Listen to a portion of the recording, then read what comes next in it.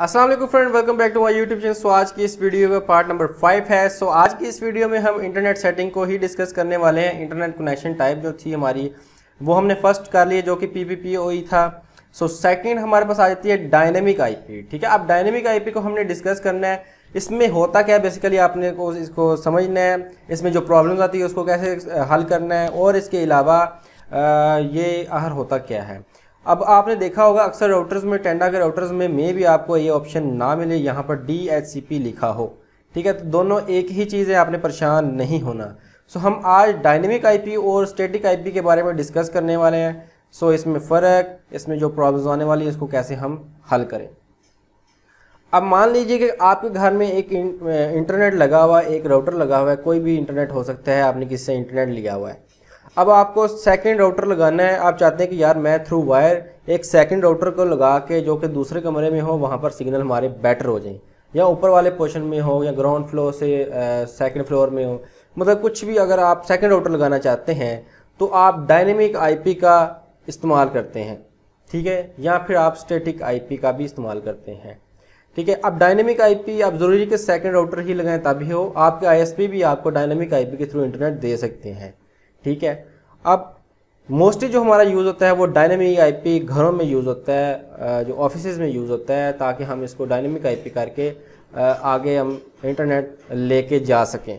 अब dynamic IP करता क्या है, बेसिकली डायनेमिक आईपी ऑटोमेटिक जो है आईपी को ऑब्टेन कर लेता है। जो हमारे बैकएंड मेन राउटर से इंटरनेट आ रहा होता है उसकी आईपी को ऑटोमेटिक ये ले लेता है, ताकि हमें मैनुअल इंटर ना करनी पड़े। अब स्टैटिक आईपी में मैनुअल हमें यूँ स्टैटिक आईपी पर अगर मैं यहाँ पर क्लिक करता हूँ तो यहाँ पर हमें एक एक बॉक्स को फिल करना होता है, जो DNS वगैरह ऐड करने पड़ते हैं, जो IP हमें मेन राउटर का है वो लिखना पड़ता है। या फिर अगर हमने किसी ISP से इंटरनेट लिया है तो हमें उसका IP एड्रेस यहाँ पर लिखना पड़ता है। अब अगर तो आपने ISP से इंटरनेट लिया है तो वो डायनेमिक पे करेंगे तो मे भी डायनेमिक आपका इंटरनेट ना चले, क्योंकि उसने मे भी आपको बाइंड किया हो किस एक स्टैटिक आईपी के ऊपर, कि इस ये वाले मैक ने इसी आईपी के ऊपर चलना है, तो आपको वो वाला आईपी लाजमी लिखना पड़ेगा, अदरवाइज़ आपका इंटरनेट नहीं चलेगा। अगर आपने ISP में, हाँ ये हो सकता है कि आपके ISP ने किसी एक खास आईपी आपको दी हो और वहाँ पर स्पीड की भी लिमिट लगी हो, आपकी कुछ बाकी जो चीज़ें होती हैं स्पीड के अलावा स्टोरेज की, तो आपको यही आईपी लिखनी पड़ेगी, तब आपका इंटरनेट चलेगा। तो ये होता है स्टैटिक आईपी। ठीक है, अब इसको फिल कैसे करना है वो मैं आपको बता देता हूँ। यहाँ पर सिंपल आपने इसकी जो एरर्स है वो भी हम डिस्कस करेंगे। जो एरर्स आने वाले हैं इसको करने के बाद भी हमारा मे भी इंटरनेट ना चले, तो उसकी जो एरर्स हैं उसको भी हम डिस्कस करेंगे। सो फिलअप करने का आपको लाजमी से पता होना चाहिए कि आपके बैकएंड के राउटर की IP एड्रेस क्या है, उसका भी पता होना चाहिए। या फिर आप अपने ISP से अगर आपने इंटरनेट लिया है तो वो भी आप उनसे भी पूछ सकते हैं। सो मैं यहाँ पर सिंपल अपने बैकएंड राउटर का IP एड्रेस लिखता हूँ 168.10. अब 1 चूँकि हमारा होता है राउटर का IP एड्रेस, 1 आपने कभी भी नहीं लिखना, आपने हमेशा थोड़ा सा हट के लिखना है। अगर आपका DHCP सर्वर वहाँ पर रन हो रहा है, DHCP सर्वर अभी आपको हमने बताया नहीं, लेकिन आगे हम उसको डिस्कस करेंगे। लेकिन आपने एक यूनिक IP एड्रेस लिखना है जो बाकी IP एड्रेस के साथ कन्फ्लिक्ट ना हो, क्योंकि बाकी जो डिवाइसेस लगी हुई हैं उनके साथ कन्फ्लिक्ट ना हो अगर आप घर में ये कॉन्फ़िगरेशन कर रहे हैं अपने मेन राउटर से सेकंड राउटर तक। अगर आपने किसी ISP से लिया हुआ इंटरनेट तो वो ISP आपको बताएगा कि भाई ये वाला IP एड्रेस है, आपने ये इंटर कर लेना है। ठीक है, तो ये हमने गेटवे जो सा डिफ़ॉल्ट गेटवे आपने ये याद रखना है सिंपल। अगर आपका ISP आपको बताता है gateway well and good, otherwise आपने क्या करना है, आपने ये गेटवे जो है 10.1 कर देना है, जिससे आप राउटर को लॉगिन करते हैं। ठीक है, उसके बाद DNS है, DNS आप गूगल के दे सकते हैं। अगर आपके ISP ने आपको बताया कि ये वाले DNS देने, तो आपने वो वाले DNS यहाँ पर देने हैं।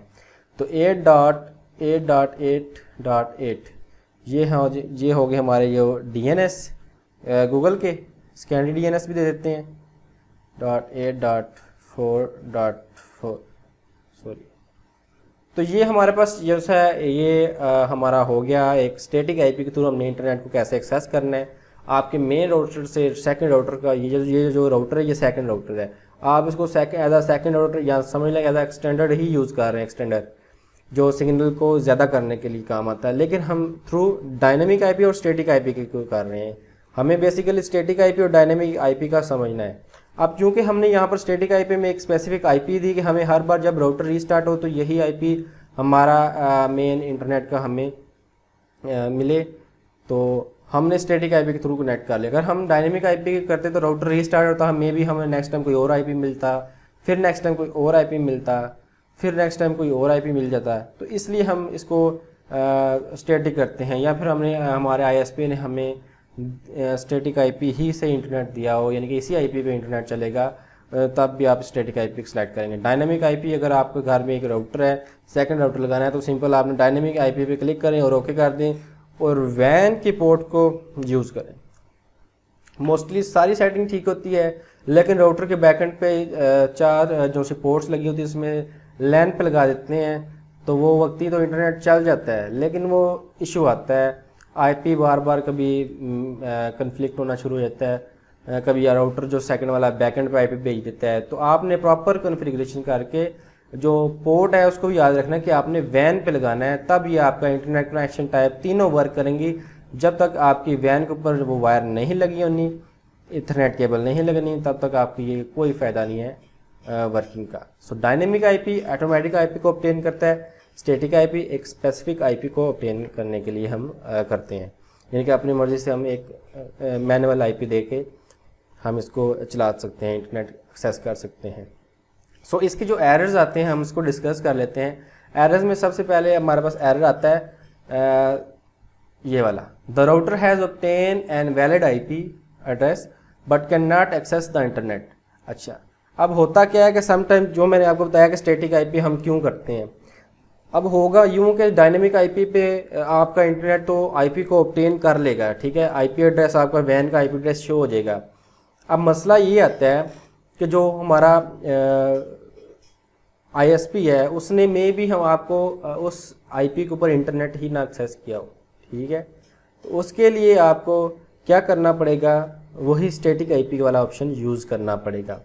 या फिर ये हो सकता है जो सोल्यूशन इसने बताया जी मैक क्लोनिंग का, क्लोन बेसिकली ये वही मैं आपको बता रहा हूँ कि ये मैक क्लोन को आगे हमने कंप्लीट डिस्कस करना है, लेकिन यही समझ लें कि मैक फिल्ट्रेशन इसको समझ लें कि आपकी एक डिवाइस को उन्होंने एक्सेस किया हुआ कि इसके ऊपर यही वाला आईपी एड्रेस है और ये मैक है और यही इंटरनेट चलेगा इसी आईपी के ऊपर, ठीक है। तो हम मैक क्लोन को आगे डिस्कस करने वाले हैं। लेकिन reconfiguration the router on an other computer, इसका ये मतलब है कि हम मिसाल के तौर पर आप सेटिंग तो कर रहे हैं राउटर से, लेकिन वो ब्राउज़र की कुछ कैशेज़ की वजह से मे बी वो सेव ही ना हो रहा हो, आपकी सेटिंग कंप्लीट हो ही ना रही हो, या फिर इंटरनेट भी आपका चल गया आपको पता ही ना चला हो, ये एरर बार बार अभी तक उसमें हो, ये कैशे सेव होने की वजह से भी ये हो सकता है। उसके बाद please make sure that you have subscribe to valid internet service. हाँ, आपके इंटरनेट बैकएंड से बंद हो गया, उसने बंद कर दिया, आपको ब्लॉक कर दिया हुआ है, लेकिन आईपी आपको मिल रहा है लेकिन इंटरनेट नहीं चल रहा है क्योंकि आईपी के ऊपर इंटरनेट उसने आगे बाईपास ही नहीं किया, तो ये वाला एरर भी हो सकता है। लेकिन ये एरर उस टाइम आते हैं जब आप किसी आईएसपी से इंटरनेट ले रहे होते हैं। अगर घर में आप ये काम कर रहे हैं तो आपका इंटरनेट चल जाना चाहिए, अगर आपके मेन राउटर पे इंटरनेट है तो। अगर मेन राउटर पे ही इंटरनेट नहीं आ रहा तो आगे इसको कभी भी नहीं जाएगा और इसी तरह के एरर्स देगा। इंटरनेट इज़ इनएक्सेसिबल, हाँ ये भी आपका ये भी सेम वही, अगर आपने आईएसपी से लिया हो तो आपको आईएसपी जो है आईपी एड्रेस के ऊपर वो ना इंटरनेट दे रहा हो। सो उम्मीद है दोस्तों आपको स्टैटिक आईपी और डायनेमिक आईपी या डीएचसीपी के बारे में समझ आ गई होगी। सो सिंपल दोनों का यही होता है कि स्टैटिक आईपी में एक फिक्स आईपी आप के थ्रू इंटरनेट एक्सेस कर सकते हैं और डायनेमिक आईपी ऑटोमेटिकली आईपी को ऑब्टेन करता है। दोनों तो जगह पे यूज़ हो सकते हैं, ऑफिस में, घर में भी। अगर आपने किसी आईएसपी से इंटरनेट लेना है तो आईएसपी की अपनी सिक्योरिटी होती है, वो मैक के थ्रू या आईपी के थ्रू आपको सिक्योरिटी प्रोवाइड करता है, या दोनों के थ्रू आपको सिक्योरिटी सिक्योर रखने के लिए, अपना नेटवर्क सिक्योर रखने के लिए आपको वो सिक्योरिटी जो ज़रूर मतलब सिक्योरिटी के बगैर वो नहीं अलाउ करता। सो ये दो जगहों पे आपका इंटरनेट यूज़ हो सकता है, डायनेमिक आईपी यानी कि यूज़ हो सकती है डायनेमिक और स्टैटिक आईपी। सो उम्मीद है दोस्तों आपको स्टैटिक और डायनेमिक आईपी का ये पता चल गया होगा। सो मिलते हैं अगली वीडियो में, तब तक के लिए अल्लाह हाफ़िज़।